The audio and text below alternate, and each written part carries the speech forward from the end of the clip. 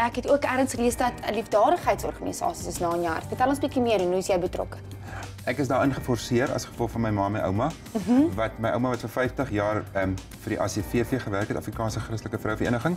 Hulle is die oudste welzynsorganisasie in die land. Hulle is 101 jaar oud hierdie jaar. Sure. En my ma het daarmee aangegaan en ek het in so 'n huis groot geword.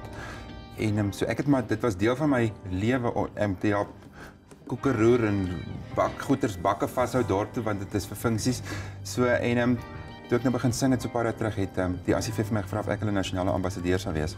En ek het dadelik ja gesê want dit is my ek wil graag my passie is om jonger mense want ek dink nie jong mense daai kultuur is besig om uit te sterf van jong mense wat betrokke is by welzynsorganisasies. Jy weet en hulle fokus veral op die ouer mense wat met ouer huis toe gaan en dan is aan die geld vir die staat het al die subsidies weggevat. So ek probeer regtig kyk hoe ek vir hulle kan help. Ons het 'n oulike projek gedoen so 2 jaar terug wat ek vir hulle gesê het kom ons kyk of ons kan 100,000 kledingstukke in R1 miljoen insamel. En ons het ons target gekry. Ons het van die platteland gegaan, ons het klere ingesamel. Dan span ons sulke blou drade van boom na boom in die platteland se dorpies, dan hang ons die klere op en die mense kon dit vir R20 'n stuk koop. Dis fantasties. 'n vrou in die Kaap vir my 'n sak vol Jimmy Choo shoes gegee en ek het dit vir R20 verkoop, ja. So ergens in Douglas loop haar antie met hoë hakskoene wat sy vir R20 verkoop.